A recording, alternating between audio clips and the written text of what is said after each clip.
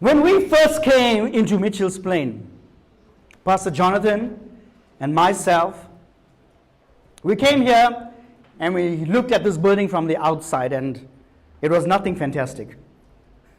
It didn't look very appealing at all. And we opened the gate, and then we walked in. It was pitch dark. And then we put the lights on, and it was just one light that worked, or a few lights that worked. And I got a shock of my life. You know what's a blank canvas? People use the term blank canvas. So this place was a blank canvas. Blank canvas is something that an artist would use. You'd see it maybe on television. He's got his painting stand there, and then he's got like a sort of a thing to paint on, a page or a canvas to paint on, a frame. And it's white. So which means he can do whatever he wants to do on this. And he starts painting to what he likes and what he can do to beautify it. Well, this place was a blank canvas. And it was a broken and torn canvas. The ceiling was non-existent. Okay, there was a ceiling, but there were more holes than ceiling. Okay? If you guys watch the news, you'd see what's happening in Palestine, Israel, and all the rubble, the buildings have fallen down. There was full rubble in this place. You'd think it was a junkyard or something. It was pathetic. And the electricity was not working properly. There was nothing. There was no carpet, no stage. There was absolutely nothing. It was just dirt and filth. But we looked at this place, and we had a time frame, and we said that we're going to open up this church, JCC, at a certain time or a certain date. And we worked to getting this church up to shape. And after that work, this is what you see. You see the nice background. Everybody comes and see everything that's nice. But nobody knows what this place was like. Okay? And now we have managed to beautify this place.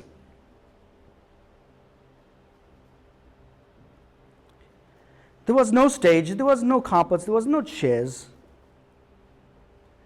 We were determined, and we pushed to get this place right for the opening. We never wanted to do anything half-heartedly. If we wanted to do it half-heartedly, we would have just packed up a couple of chairs, swept the place, left the ceiling the way it was. I think the sun was shining through the ceiling. We could have just left everything the way it was and just opened up. It was easy to do that. However, we had it in our hearts to do our best. And the reason why we do our best is because we serve a God that's perfect. And that's what He expects from us. He expects us to be excellent. Tell your neighbor, excellent. Excellent. So who knows what's the title of my message this morning? A spirit of excellence. Tell somebody next to you, a spirit of excellence. A spirit of excellence. Okay, I'm taking my reading this morning from Philippians 4 verse 8. Okay? And this is what it says. Finally, brothers and sisters, whatever is true, whatever is honorable, whatever is right, whatever is pure, whatever is lovely, whatever is commendable, if there is any excellence, and if it's anything worthy of praise, think about these things. Tell your neighbor, think about these things. So basically what Paul is doing, he wrote to the Philippian church and he's telling these guys, there's so much of trouble around you, but look for the good. Look for the good and think about it. And one of the good things that he says is look for excellence. Think about anything that's excellent. So excellence starts where? Where? Starts in your mind. Still starts in your head. You have to start thinking about excellence. Thinking about how we can be excellent. Now some of us confuse contentment with excellence. So what's the meaning of contentment? Contentment means you are just happy the way you are. You are not interested in progressing any further. You have progressed, yes, a little bit, to where you are right now, but you're just satisfied and you think that is it. You do not want to go any further. If there is still progress to be achieved, then why do we settle to be content? Excellence tells us that we need to continue to move. Excellence is not a destination. You can't reach there. Nobody will reach there. But it's a never-ending journey. It's a never-ending journey. So what is excellence? What is excellence? As Paul says, excellence starts in your mind. And when it starts in your mind, you start acting what's in your mind. Excellence becomes an attitude. It becomes an attitude. Excellence means you go the extra mile. Excellence is when you care about the details. You care about the details.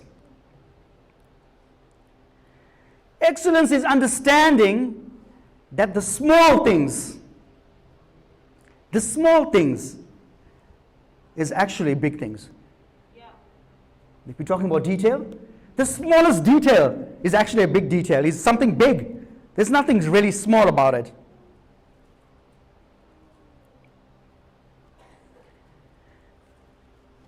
A few years back, I can see it again now, right? A few years back, when I sat down there, where I normally sit, and I looked at the stage. And yes, the stage looks beautiful, and everything is fine, it looks lovely, but something caught my eye, and it just bothered me. Sitting there, maybe I was the only one that could see it, but sitting there, I looked at it, and I just left it. Because I wanted to see if there was anybody that noticed the same thing that I noticed. Well, a few weeks later, nobody noticed anything. And I had to go do it myself. And I came up to the stage and I did it myself. And what did I do? I will show you guys now. The very exact same thing has happened here. It's still in that position now because somebody's moved it. But let me tell you what I've been looking at. So you look at the stage, you can see black on the side, right? You can see the background. You can see the black on the top. So that was white before. So we painted that black because we wanted something that's going to blend in with our background, right? So we painted that black. We come there, we put some black curtains. And the thing that caught my eye was up here. Now, you know the kids, when they were standing here in the choir, they were standing here, they were interfering with the curtain. Pastor Steve, I don't know if you can see it from that side, but the curtain was like this. The curtain was like this. Now, if you look at the whole picture, it's black on that side, everything is black, and then you see this white patch here. Does that look neat? No. And that just disturbed me. And I'm like that at home as well. I am the very same at home. If something is out of place, I just can't stand it. It just irritates me. I just want to wake up and do something about it. And I watched, and nobody did anything about it. And eventually I had to go myself, and I put it right myself. Tell your neighbor, spirit of excellence. That's something small. Why should I even bother about it? It's something small. Spirit of excellence. Excellence is when you care about the details. Excellence says everything should have an outstanding quality. Excellence says that we should do better than ever before. Excellence says, do not do it until it's good enough. By the way, I know somebody with the name of Good Enough. Excellence says, do not do it until it's good enough, but until it's your best. Worship team. Excellence is when you look at your gifts and your talents and you say, Others may think that this is just singing something small, but you say, I'm going to pour all my effort, all my energy, and my time into using what God has placed in my hand. What gifts and talents do you have? Are you using it? Are you training? Are you aiming for excellence? You might be somebody at the door, an usher, greeting somebody. All you're doing is just shaking somebody's hand. Or now you're not even shaking their hand, you may be spraying their hand. And you're smiling and saying, God bless you. You might be somebody in the kitchen making tea for the ladies at the back. Our prayer warriors, you might be making tea for the pastor. And all that you're doing is just making tea. You might be somebody that comes in here on a Saturday or a Friday and just sweeping, cleaning up, setting the chairs. Easy job, okay? Yeah. Something small. There is no job that is too small. Do it with excellence. Don't ever think that small things are insignificant. Matthew 25, chapter 25 teaches us, the one who is faithful, the one who is faithful, the one who is faithful, the one who is faithful in little, the one who is faithful in small things, he will make you rule over bigger and many things. Hallelujah. Something as small as a tongue has the power of life and death. God values the person who takes his gifts and responsibilities seriously. Hallelujah. Amen. The spirit of excellence means we value small things and we care about the details. Excellence takes determination. Excellence takes courage.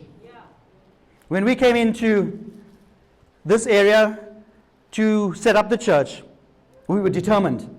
We were determined to get the church ready and running. A month later, everything was gone. Everything was stolen. We could have just said, you know what? This is it. This is a sign from God. We're not supposed to be here. Let's close up and let's go home. We could have opened up the church anywhere else. We had affluent areas where the church could have been opened up, but we chose to come to Mitchell's Plain. And let me tell you, nobody wants to come to Mitchell's Plain. Nobody wants to come here. Nobody cares. And I think they care more about their lives. They are scared. And that's the truth. So were we scared? Yes, I was scared. We were scared when we came in here. We were flabbergasted. What is this? And we heard things about Mitchell's Plain. But it took courage for us to stay here. Tell your neighbor, courage. For excellence, you need determination and you need courage. Look at somebody next to you and ask them this. Do you have the courage and the guts to be excellent? Do you have courage and the guts to be excellent?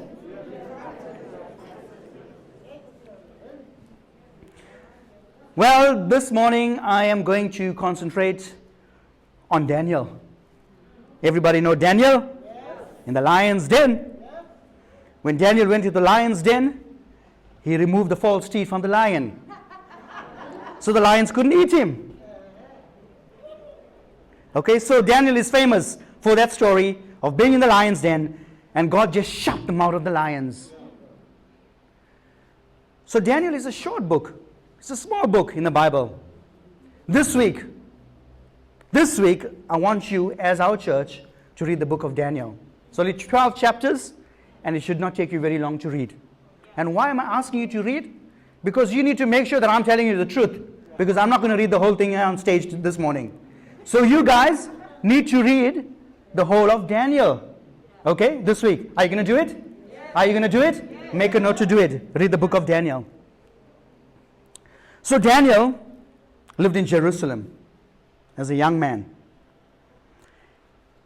And Jerusalem just sinned and sinned, as we see it in history. When God took them out of Egypt, God has done so many great things, but they still were not thankful. They still fell back into sin. And at this period of Daniel, God handed over Jerusalem to the Babylonian king, King Nebuchadnezzar. So God says, okay, he's taking off his defenses. King Nebuchadnezzar, go. So King Nebuchadnezzar, he went and he took over this country. He went and conquered the leaders. He went and conquered the army of Jerusalem, and he took over Jerusalem. The Babylonian king Nebuchadnezzar. Now, King Nebuchadnezzar is, he was a very vicious king. In fact, some of the guys that were captives, he roasted them over the open fire. He roasted them. Imagine dying that way, being alive and being roasted. He was a crazy guy. But there was something different about this king. He was very smart.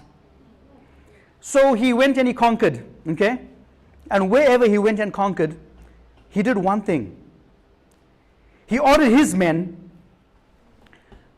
to take away all the intelligent people. So he took away all the intelligent people, all the ones that were good looking, all the good looking women, and all the handsome men, and everybody that was intelligent, everybody that had brain power. So why would he do this? This was done because he could gain more power. He became the strongest king that ever lived in that time. So when you remove knowledge from a country, you remove the power. If you remove knowledge from a country, you remove the power. Doctors from South Africa are flying away, going away overseas. Engineers are going away overseas. What do you think is going to happen to our country? So this king, he was too sharp. He left all the other guys there in Jerusalem. You guys, do have a party. Don't worry. You have a great time. I'm not going to bother about you. He took the rest of the guys, and Daniel was one of them. Daniel was a very smart guy, very smart boy, very intelligent young man. So he took Daniel and some of the other leaders, and what did he do? The king ordered his men. He says, make sure these guys are clever, they're intelligent, they know stuff about different subjects, different things in life, science, maths, and whatever you might have. They are well versed with knowledge. And he told his men, bring them in, and I want you to teach them. So the king told them, I want you to teach them our culture. I want you to teach them our language. Okay? So these guys spent 3 years in this training camp. And after 3 years, they were presented to the king. Okay? And then the king would talk to them, and they were being trained so that they could be servants to the king. Imagine the intelligent guys, the top guys are serving the king in the king's palace. So they were being trained to do this. And Daniel was one of the guys that were being trained. And guess what? Daniel was the best of everybody. He was the best of the lot. Even the people that lived in Babylon were not as good as Daniel. They say that Daniel was 10 times better than the people that was around him. 10 times better in knowledge, 10 times better in excellence. And Daniel just gained favor. He gained favor from the very first day. He spoke to the king. After his 3 years, he spoke to the king, and he just gained favor because of the way he presented himself. And the way he spoke in excellence. And Daniel, it wasn't easy for him. He had many trials. He had to go up against the king many times. This king, imagine, I would never do that. This king that was so vicious, to go up against him, I would just keep quiet and just do what he wants me to do. But Daniel went up against him. He spoke. When he thought the king was wrong, he spoke. He had no fear. And the king admired him for that because he spoke the truth. Amen?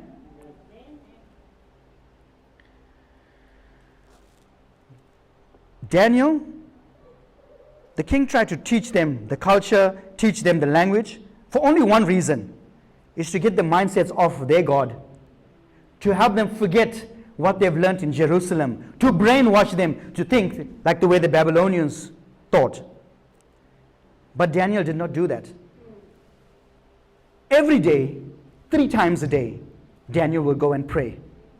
And he never stopped it. And pray to who? He prayed to our God. Jehovah Jireh, he would pray. And that's what he did all his life. He spent 70 years in Babylon. And that's what he did. Every day he prayed. God was more important to Daniel than the king. Daniel didn't seek the favor of the king. He sought the favor of God first. Say, favor of God first.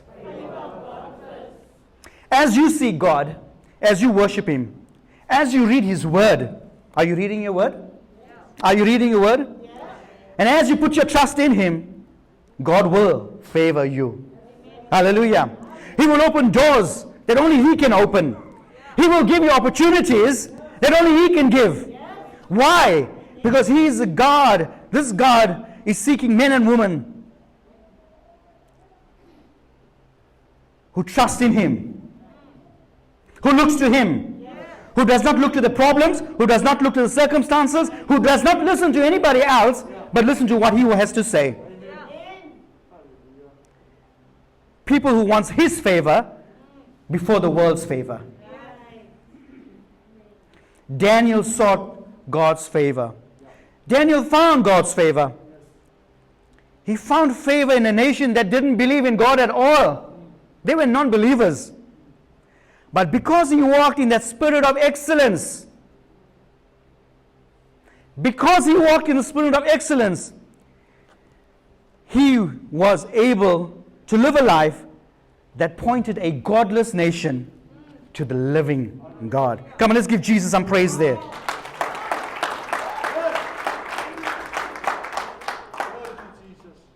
Daniel had an excellent spirit. And because of his excellent spirit, listen to what happened to this king, this ruthless king. At the end of chapter 2, when you read at home, come back and tell me if I'm lying. At the end of chapter 2, that king started to praise the God of Daniel.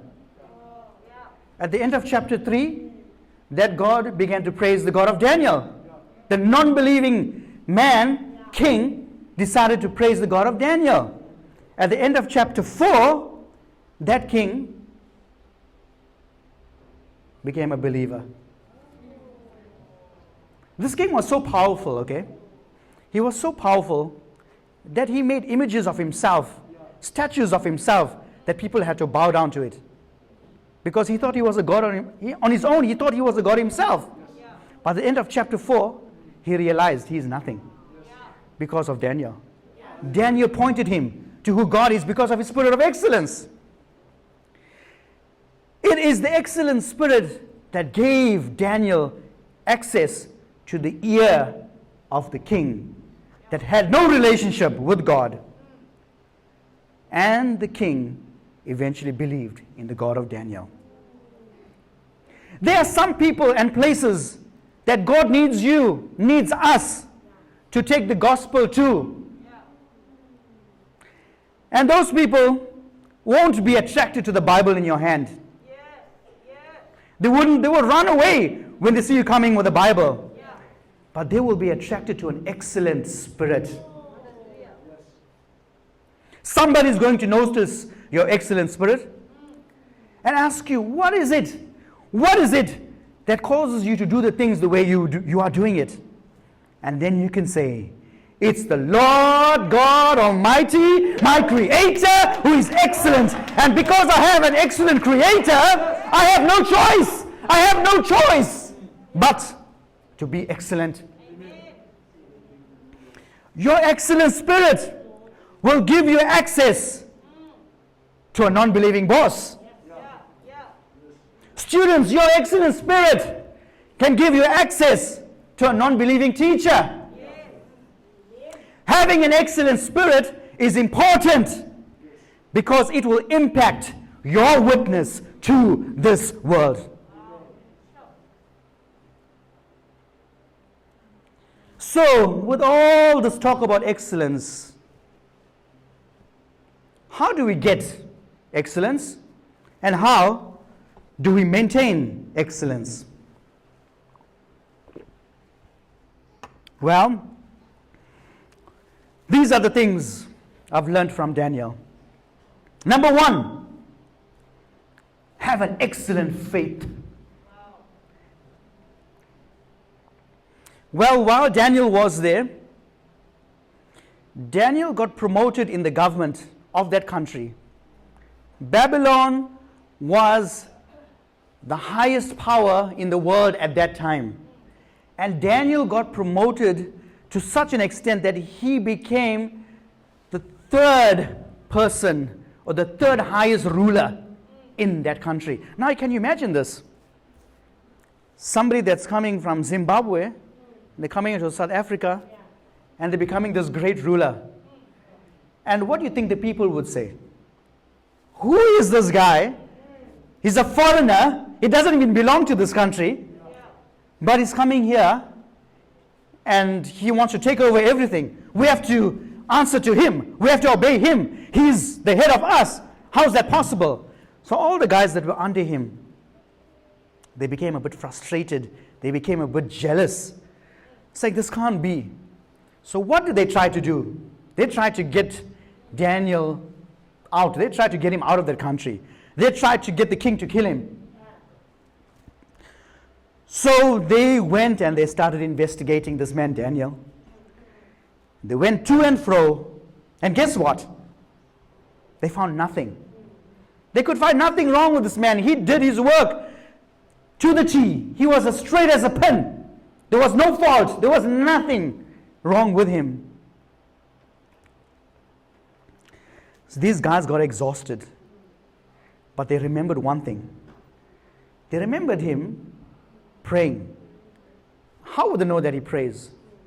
Because he would have told the guys, hey, I don't want to have a meeting during these times because that's my prayer time. If somebody phoned him, hey, can I come see you? No, sorry, it's my prayer time. So people knew he prayed. And he went into his home and he prayed. And he prayed 3 times a day. So they came up with a scheme. And this is what they did. So they went to the king. They said, oh king, how mighty are you? You are great. You're trying to buff him up. You are great, you are mighty. Who is it that's greater than you? And the king, as usual, they pumped him up with air. And pride grew. And this is what they told him. Say, king, because you are so great, we want you to pass a law for the next 30 days. Nobody should pray to any other god, but they should bow down to you. And the king got puffed up and he signed this decree. And then everybody had to bow down. And these guys were waiting for Daniel to pray because they knew Daniel was going to pray. And when Daniel went to pray, they caught him out. Daniel knew the king signed the command. So he went to his room and he prayed to the living God as he normally did. Excellent faith is not hindered by what the world tells us to do. Excellent faith is not hindered by what your mom or your dad tells you to do. An example. In times of lockdown, the church was closed. Many churches were closed. Was your faith excellent?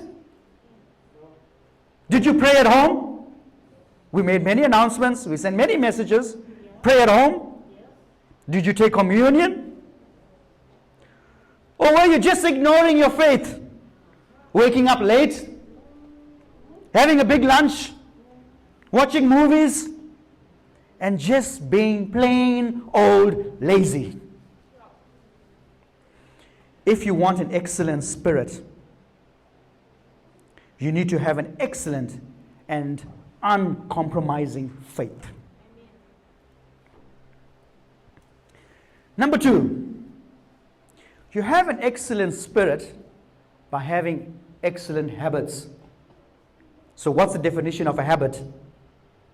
A habit is what you will fall back on when you don't know what else to do or when you become anxious. A habit is what you will fall back on when you don't know what else to do, or when you become anxious. Due to bad eating habits, a person may want to go on a diet. Okay? But let that person have one bad day, and that bad day turns into a cheat day. Because in times of anxiety, we'll fall back into the things that we normally do. And that is what is called a habit. Daniel prayed 3 times a day. When he grew anxious, what did you think he did? He went back to his habit. He had a good habit, a habit of praying.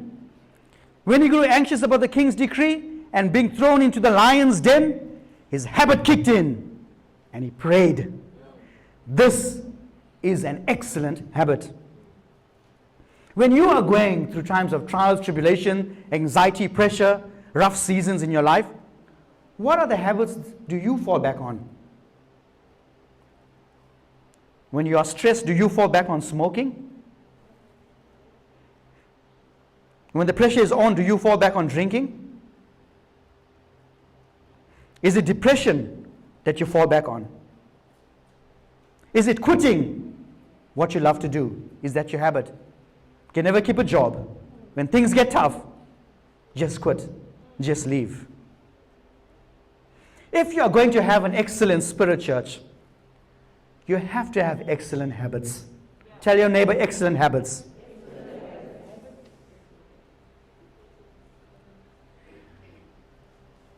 Number 3, if you want to have an excellent spirit, and this point is my favorite point. If you want to have an excellent spirit, then you have to have excellent friends. Excellent friends. Well, church, I intentionally left out Daniel's friends. His friends were just like him. They were also excellent. And they also got up high in government because the king saw his excellence in them, or saw their excellence. And we all know their names. These guys were dancing in the fire. The king took them and threw them into the fire because they did not want to bow down to the statue of the king. Shadrach and Abednego. They were having a good time, having bright place in a fire. The king is looking there. Nothing's happening to the guy. Then all of a sudden, he sees a fourth figure in the fire. He sees a fourth man. He sees something like an angel in the fire. And that is our God. No matter who does, they can do whatever they want to do to you. Our God is the God of the fire. And He will take you through. And He will take you out. That fire was so hot, guys. That fire was so hot. So these guys, just like Daniel, they argued with the king. They caught them. They said, okay, king, these guys do not want to bow down to you. So the king asked them, okay, is that true? And they said, yes. They said, yes. The king said, but why don't you want to bow down? No, because it is written, I will serve my God and my God only. And so the king says, are you disobeying me? And they said, yes. And the king got very angry. So what did he do? He made that fire 7 times hotter. That furnace, he made it 7 times hotter. The extent of how hot this fire was is that, you know, the guards that took the 3 guys, the 3 Jewish boys, the guards that took them and put them into the fire, the guards died because the fire was hot. The guards died. But these 3 guys were rejoicing in there, the fire, because God was with them. Hallelujah. And this king got a shock of his life. And the king declared that this is truly a God. This is truly the God. A spirit of excellence. Tell your neighbor, a spirit of excellence.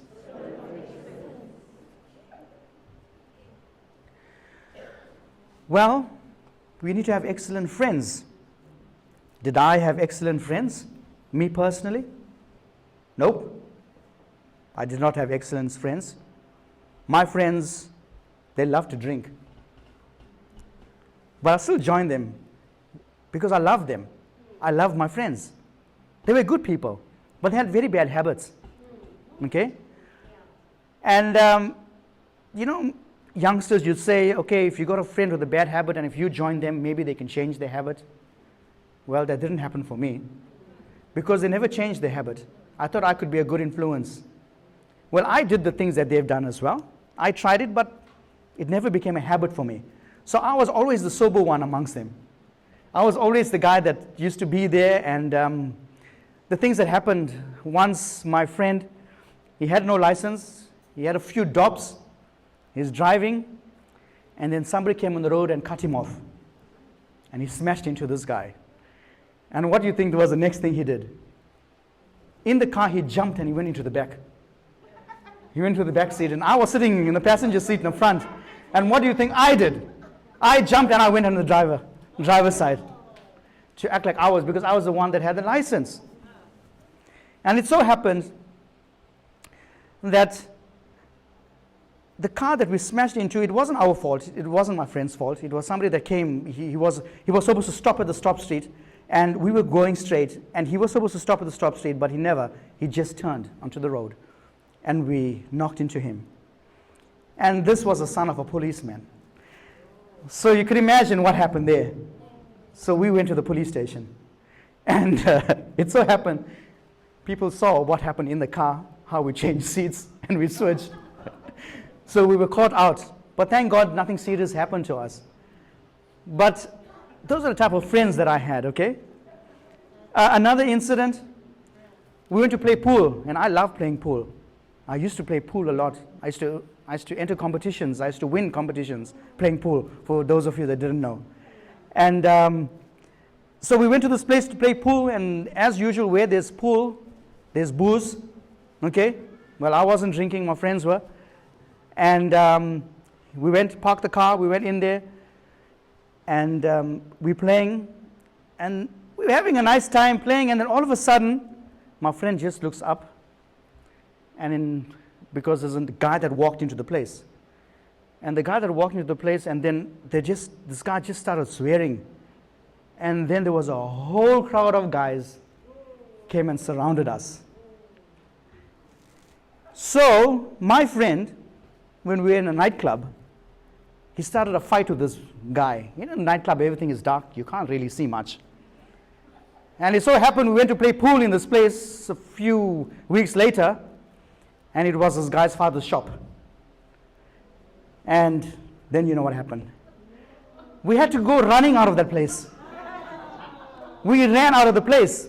And guess what? We ran out of the place and we left the car behind. Because we couldn't jump into the car.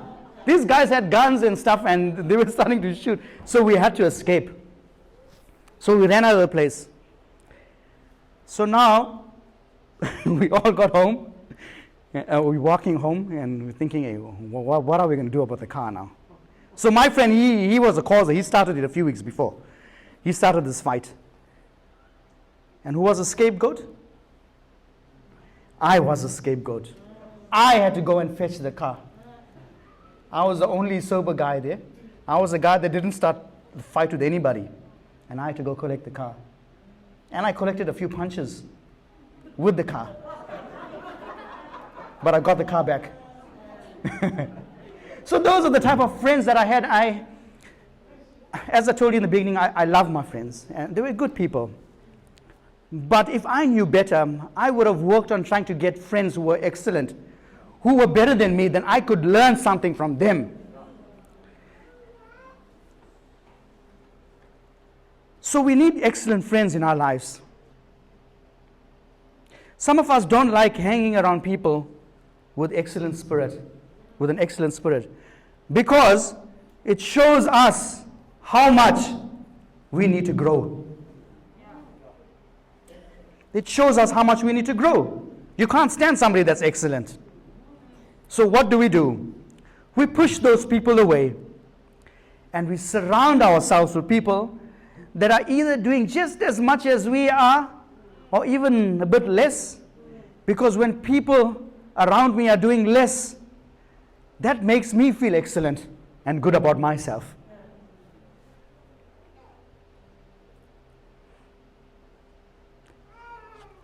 A student might say, I like hanging around with friends that got a D on their test, as it makes me feel better because I had a C. How true is that? I remember in school, the person that did the best in school, that guy didn't have many friends. He had 1 or 2 friends. And he was the intelligent guy. But the rest of the guys that were average, they had friends galore. Friends all over the place. Because you didn't want to associate yourself. You didn't want to be next to that person that was well educated. But why? Why wouldn't you want to be with somebody that's got more knowledge to learn from them? Why wouldn't you want to do that? I like hanging around with people that don't go to church, because it makes me feel good about the once a month that I go to church. So if you are trying to figure out why it is that you can't move from a C to an A, students, consider who your friends are. Consider who your friends are. Ask yourself a couple of questions really quick. How many friends do I intentionally hang out with on a regular basis that are doing better than me? Or how many friends do I hang out with that is doing better than me in school? Or how many friends do I hang out with that are doing better than me spiritually? As the old proverb states, show me who your friends are, and I will tell you who you are. Show me who your friends are, and I will tell you who you are. So why all this talk about excellence? Why all this talk about excellence? We serve an excellent God. We serve a God that is perfect. He records your first and your last breath. He can count the number of hair in your head. He knows your thoughts and everything about you, even the stuff that you don't even know, He knows. He watches every step that you take. He is El Shaddai, Adonai, Yahweh, Jehovah Nissi, Rapha, Shammah, Jehovah Shalom. He is Jehovah Jireh. This is our God. These are descriptive words for our God, and He describes that He is an excellent God. It describes that He is a perfect God.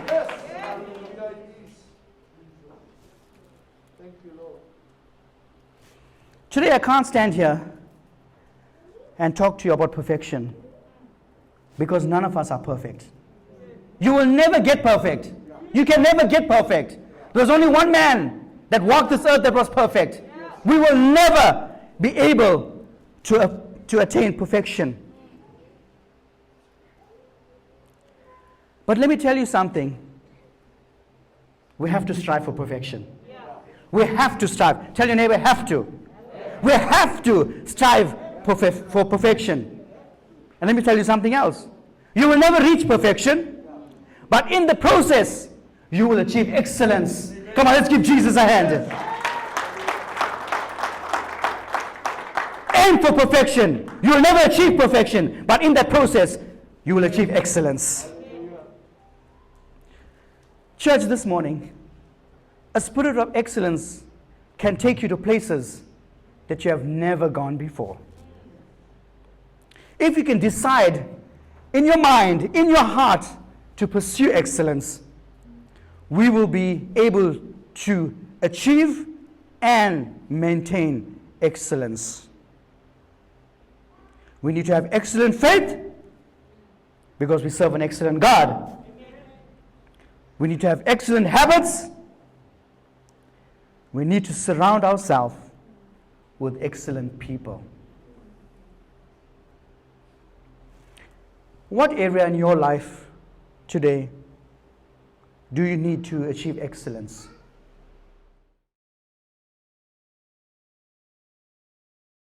This thing on? Okay, cool. Hi everyone, don't click off just yet. We, the youth of Jersey, say that we'll be hosting a special event on the 16th of June on the corner of Don Carlos Street, Martha Street, East Ridge. Get ready to experience a youth event like never before. There will be great praise and worship, a chaplain from the Leicester City Football Club, and guess what? Even free food.